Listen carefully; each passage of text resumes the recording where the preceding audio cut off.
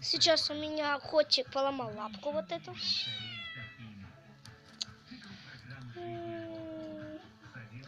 Видишь, бабушка, даже когда я его вот тут дотрагиваюсь, ему больно. У меня кот поломал вот эту лапу. Он не шевелит ею. Но ходит он нормально. Я сейчас даже могу вам показать. Ну что ты его трогаешь? Ну-ка он лежит на своем месте, там на я тряпочке. хочу туда его и положить. Вообще-то как ни странно. Так а что ты его сюда положила? А что, нельзя? Он лишний раз был, больно ему. Ку-ку.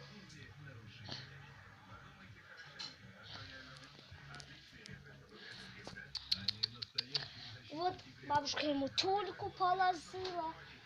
Он даже тюльку есть не хочет. Что такая рыбка? Смотри, вот такие головки.